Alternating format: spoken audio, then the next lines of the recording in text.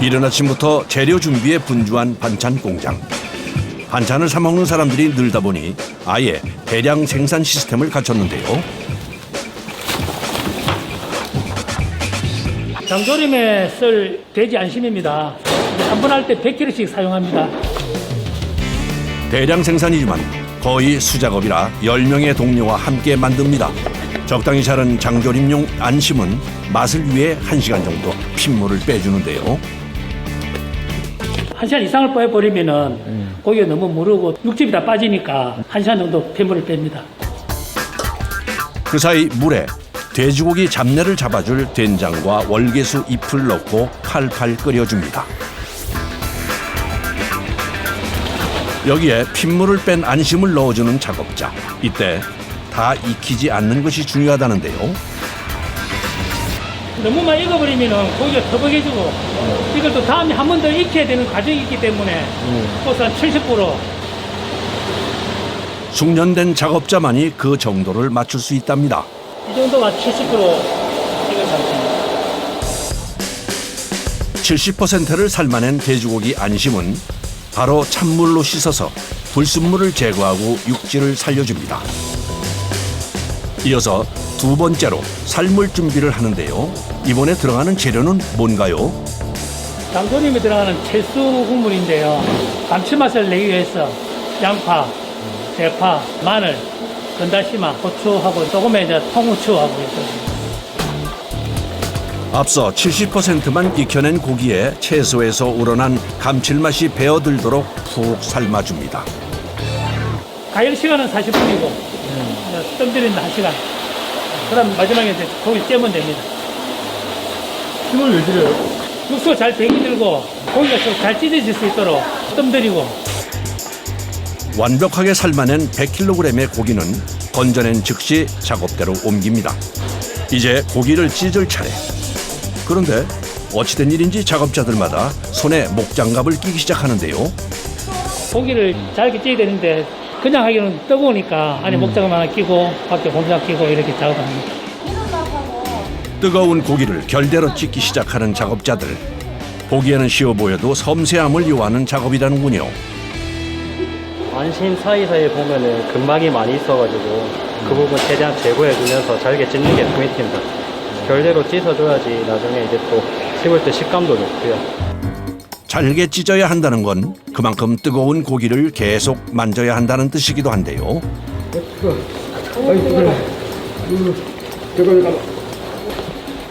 이중으로 장갑을 껴도 전해지는 열기를 당해낼 재간은 없습니다. 많이 뜨거우세요? 네. 고기를 좀 식혀서 하면 되는 거 아닌가요? 아니죠. 또 뜨거울 때 고기를 찢어야 부드럽고 식혀서 하면은 이제 찔해가지고 힘도 들고 손가락도 아프고 하니까 그냥 뜨거울 때 찢고 그래야 됩니다. 열기와 싸워가며 1시간 동안 부지런히 작업한 결과 고기 찢기가 끝났습니다. 이제 장조림의 맛을 내줄 양념 간장을 만들 차례입니다. 재료는요. 진간장, 카라멜하고 그다음 설탕. 여기에 잘게 찢은 돼지고기 안심을 넣고 은근하게 끓여주는데요. 완성될 때까지 작업자는 장조림에서 눈을 떼지 못합니다. 안심을 삶다 보면은 그 자체에서 기름이 좀 발생을 합니다. 이것이 나중에 식고 냉장고에 들어가게 되면 기름이 테두리 옆으로 아예 깔립니다. 그럼 그때 거들려면 아무래도 기름이 잘 안 빠져요. 깨끗하게 먹음직스럽죠. 이렇게 보니 장조림 맛의 비결이 정성에 있었네요. 두 번째로 만들 반찬 재료는 피꼬막으로 한눈에 봐도 양이 엄청납니다. 요 전체가 한 300kg 좀 되는데 대량 생산을 하기 위해서 많이 만듭니다. 밥도둑 중 하나인 양념 피꼬막을 만들 계획인데요. 그러려면 먼저 해감하고 세척을 해야 하는데 생각보다 세심함을 요합니다. 껍질이 깨지면 안 됩니다. 알맹이를 갖다 소중하게 우리가 잘 씻어서 이물질을 다 걸러내야 됩니다. 손이 많이 가는 작업이라 10명의 작업자가 호흡을 맞춰 빠르게 움직이는데요. 이렇게 세척이 끝난 피꼬막은 솥에 넣고 삶아주는데 꼭 한쪽 방향으로 저어줘야 한다는군요. 아무렇게나 이리 지었다 저리 지었다 하면은 어떤 거는 입이 잘 벌어지고 어떤 거는 빨리 안 벌어지고 차라리 뚱뚱이 하지 않고 또 숨이 쭈그러들고 힘이 들어도 한쪽 방향으로 천천히 돌려줘야 됩니다.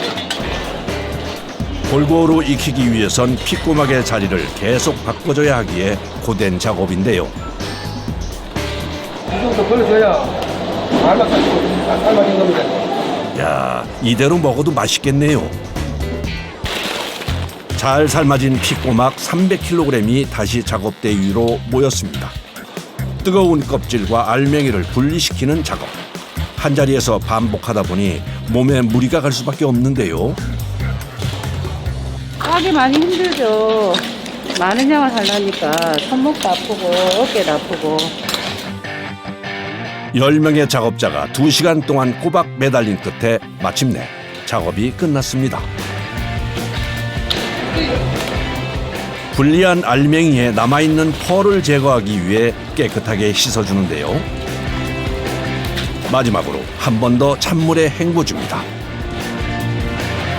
혹시 있는 이물질이라든지 그걸 제거하기 위해서 청결 제일 중요하니까 깨끗하게 하기 위해서 마지막 작업합니다. 수없이 많은 작업자의 손길을 거친 피꼬막 알맹이. 뽀얗고 탱글탱글한 육질을 자랑하는데요. 이대로 먹어도 맛있지만 양념까지 올려주면 반찬으로 잘 나가는 양념 피꼬막이 완성됩니다.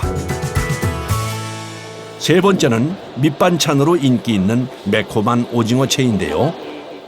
대왕 오징어 중에서 귀 부분 있잖아요. 삼각형 귀 부분. 그 부분을 당겨가지고 자른 거예요. 이 부분이 맛있어요. 고소하고 튀겨 놓으면. 역시 수작업의 연속으로 뭉쳐있는 오징어채를 냉면 면발을 풀어주듯이 비벼줘야 한답니다. 튀겨서 양념 버무리고 이런 100kg 정도 나와요. 이 부분은 지금 60kg. 양이 많아서 기름에 볶지 않고 튀겨주는데요. 보통 기름 색깔하고 다르네요. 고추기름입니다. 고추기름에다가 오징어채를 하면은 깔끔한 맛도 나고 또 매콤한 맛도 나고 또 색깔도 좋게끔 하기 위해서 그냥. 이때 고추기름의 온도는 약 150도. 오징어채를 담고 5초에서 6초가량 빠르게 튀겨주고 꺼내줍니다. 오징어가 너무 가르다 보니까는 오래 튀기면 딱딱해져가지고 채다 튀겨야 제맛이 나오거든요. 뜨거운 기름 앞에서 일하다 보니 위험에 노출되기도 하는데요. 계속 연기를 마시고 있으니까 좀 힘들어요. 이게.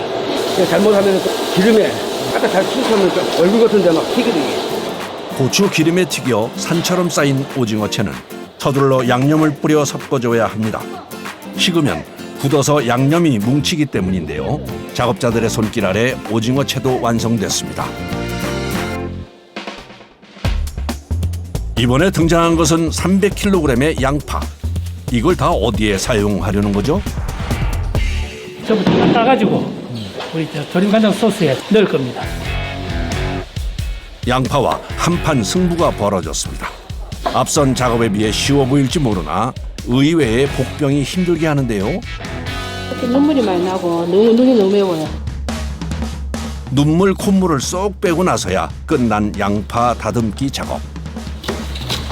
다음 작업은 40kg의 대파입니다. 양념에 들어가는 종류가 많이 있거든요. 소스도 있고 뭐 잘게 자르는 것도 있고 또 육수에 들어가는 것도 있고 그래서 뭐 거의 매일매일 이렇게 한다고 생각하면 됩니다. 경력자들도 힘들어하는 작업. 그럴 만한 게 세척도 사람이 직접 하기 때문인데요. 손으로 씻게 되면은 기계가 못 찾는 여러 가지를 우리가 불순물을 찾을 수 있으니까 오히려 좀 늦지만은 손이 씻는 게 좀 깨끗하게 생각합니다. 맛을 지키기 위해 인내와 정성으로 끝까지 재료 손질을 하는 작업자들. 끓는 시간도 오래 걸린다는데요. 한 2시간 이상 우려내서 사용을 하는데요. 그래서 뭐 주로 사용하는 데는 이제 메추리알 조림이라든지 건파래, 그다음에 꼬막장, 간장 등에 쓰입니다. 재료가 많이 들어간 만큼 녹을 때까지 밑에 있는 재료가 타지 않게 주의를 기울여야 하는데요. 천천히 저어주면 만능 조림 간장 작업도 끝납니다. 동시에 네 번째 반찬 재료가 도착했는데요. 김은 아닌 것 같고요. 진도에서 오는 건파래입니다. 건파래 무침을 할 겁니다. 산더미 같은 건파래를 많이 작업하다 보니 노하우도 생겼습니다. 카레가 두꺼워서 일단 이렇게 잘 반을 옆으로 갈라서 뭉치지 않게 잘 뜯고 난 다음에 이렇게 잘 비벼주는 게 중요한 것 같아요. 그리고 매의 눈으로 뭔가를 찾는 작업자. 바닷가에서 한꺼번에 이렇게 표척해서 올라오는 거라서 미세한 이물질들은 그대로 있을 수 있어서 걸러내는 작업을 하는 거예요. 이거 보셨죠? 이게 이물질 들어있는 거거든요. 이런 걸 제거하는 거예요. 조리 준비를 마친 건파래에 기름을 먼저 뿌려주는데요. 기름을 넣게 되면은 비빌 때 아주 잘 부서지고 윤기도 나면서 아주 촉촉하죠. 이제 오랫동안 이제 보존할 수 있고요. 잘게 부순 시간만큼 또다시 반복되는 기름의 버무리기. 여기에 양념을 뿌려 이전과 같게 사람 손으로 골고루 비벼주는데요. 쉴 틈도 없이 강행군이 계속됩니다. 집에서도 반찬 만드세요? 집에서는 안 합니다. 워낙 회사에서 많이 하기 때문에 집에서는 쉬고 싶습니다. 마무리로 아삭한 채소를 넣어 버무려주면 건파래 무침도 끝납니다. 마지막으로 만들 반찬에는 고소한 해바라기 씨와 땅콩이 재료로 들어가는데요. 단멸치 견과를 볶고 견과류인데요. 이게 들어감으로써 고소하고 장멸치가 짠맛이 강하기 때문에 짠맛을 중화시켜주는 역할도 하고 영양적으로도 좋고. 견과류를 공들여 볶아준 후 멸치를 살펴보는데요. 작아서 손질할 것이 없어 보이지만 튀기기 전에 꼭 해야 하는 작업이랍니다. 말려서 보관하다 보면 이렇게 멸치 가루가 많아요. 멸치 가루가 들어가게 되면 기름도 타고 탄맛이 나기 때문에 깔끔하게 이렇게 검수를 해서 이렇게 튀기게 됩니다. 깐깐하게 선별한 멸치는 체에 담아 오징어 채와 같은 방식으로 식용유에 튀겨주는데요. 50kg의 멸치를 태우지 않고 잘 튀기려면 12초를 넘기지 말아야 합니다. 각 재료의 맛이 따로 놀지 않도록 뜨거울 때 견과류와 양념을 섞어주는데요. 힘들지만 오늘을 이겨낼 수 있는 이유, 자부심에 있습니다. 양념 만드는 과정이나 숙성 과정이나 지킬 시간을 다 지켜가면서 음식 만든다는 게 참 힘든 것 같아요. 신경도 많이 쓰이고 근데 또 그렇게 해야지만이 소비자들한테 가면 그게 다 표가 나거든요. 음식이 맛이 있다고 또 소비자들이 많이 찾아주시고 보람 있죠.